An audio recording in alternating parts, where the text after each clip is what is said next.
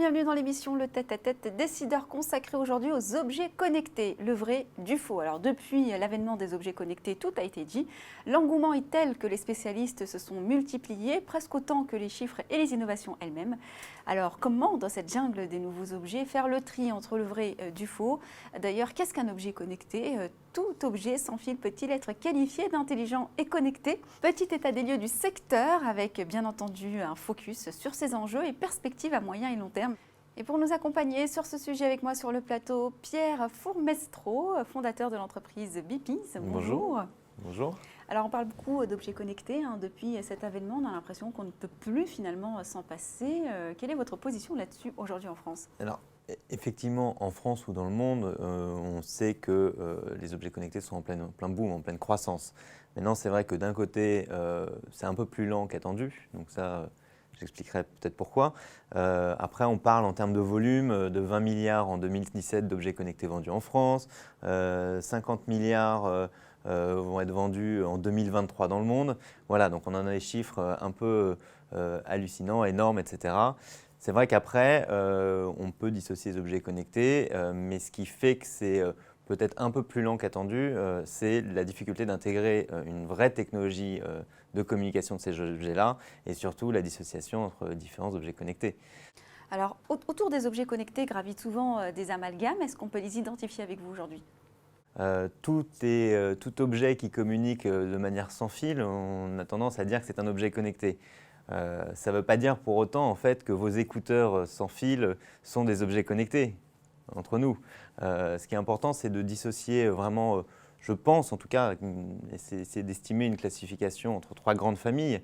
Les objets connectés qu'on va dire plutôt dépendants d'un appareil tiers, comme un smartphone ou autre, comme les écouteurs sans fil ou les petits appareils Bluetooth Keyfinder ou ce genre de choses, qui finalement n'embarquent pas d'intelligence réellement et pas vraiment de fonction de connectivité indépendante vers un réseau direct dédié aux objets connectés.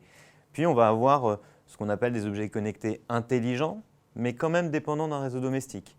Votre petite enceinte Google intelligente qui est connectée à votre réseau Wi-Fi, tout ce qui est dans la domotique, où finalement il y a quand même une centrale qui réunit et récolte les informations. Et on a donc cette troisième catégorie, et c'est celle-ci finalement qui va, pour moi et selon moi, avoir une des plus grandes croissances, parce que les champs d'application sont vraiment illimités, c'est la connectivité indépendante des objets connectés. Mais surtout aussi la capacité à rendre connecté un objet du quotidien. Et côté public, ces technologies qui sont parfois aussi, il faut le dire, jugées trop intrusives, n'ont pas forcément toujours une bonne image auprès du grand public. Est-ce que c'est une tendance qui va aller en s'aggravant? Alors, moi, je suis convaincu que le côté intrusif de la technologie, c'est un peu un conflit intergénérationnel ou générationnel. C'est-à-dire vraiment, la technologie va vite, elle s'intègre très vite à notre quotidien et à notre environnement. Et ça fait peur parce que c'est des changements rapides et autres, et on n'est pas habitué, nous, à réagir comme ça. On construit notre vie, on a nos habitudes, et la technologie vient bouleverser tout ça. Et je pense réellement que ce côté intrusif va s'effacer au profit d'un bénéfice réel pour le consommateur, tant bien que les acteurs aussi comprennent que les clients ne sont pas bêtes et cherchent avant tout à améliorer leur quotidien et à améliorer, grâce à la technologie, leurs usages, leur comportement, leur santé, parce qu'il y a aussi des gros sujets à ce niveau-là, etc. Vous êtes aujourd'hui le fondateur d'une entreprise qui s'appelle Beepies. Quelle est sa spécificité aujourd'hui sur le marché? Alors, nous, on a deux spécificités. Une qui est liée vraiment aux technologies sur lesquelles on travaille. Donc nous, on est vraiment des concepteurs hardware et radio sur les technologies basse fréquence. Donc les basses fréquences, c'est aujourd'hui les grands réseaux qui existent, qui sont en train de se déployer assez rapidement. C'est Sigfox et LoRa, qui sont deux technologies basse fréquence dédiées aux objets connectés, ce qu'on appelle l'IoT, l'Internet des objets. Voilà, on est vraiment spécialiste hardware sur ce domaine-là. On est spécialiste radio, donc ça veut dire qu'on peut aussi travailler sur des technologies, je dirais, plus facilement définies ou acquises dans l'état de l'art, comme le Wi-Fi, le Bluetooth et autres.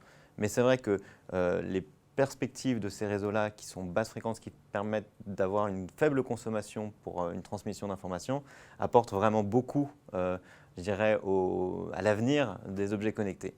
Notre deuxième spécificité, c'est qu'on essaye, comme je le disais tout à l'heure, quand on parle de la classification, les trois classifications que moi j'aime bien donner sur les objets connectés, on essaye de rendre les objets connectés indépendants et intelligents.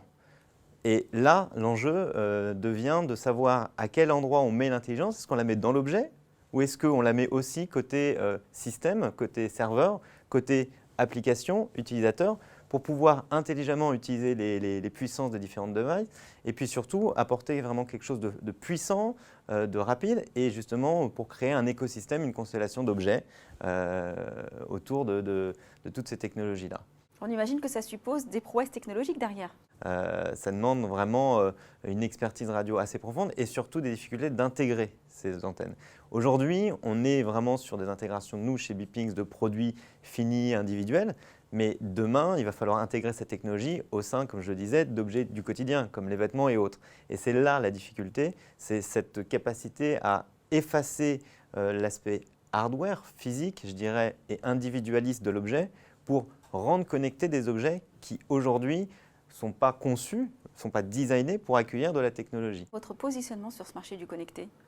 Nous, on est encore une fois dans cette démarche-là de travailler sur des gammes de produits, des objets, des produits qui sont vraiment indépendants, intelligents, qui embarquent de l'intelligence, qui apportent du quotidien. Bien sûr, après, tout ça remonte des données qu'on va analyser, qu'on va traiter et on va essayer de travailler sur des modèles qui optimisent, améliorent le quotidien, donnent des fins. On ne veut pas créer de l'anxiété, nous on est dans la sécurité et la géolocalisation, on ne veut pas créer de l'anxiété, on veut plutôt créer de la zénitude, voilà.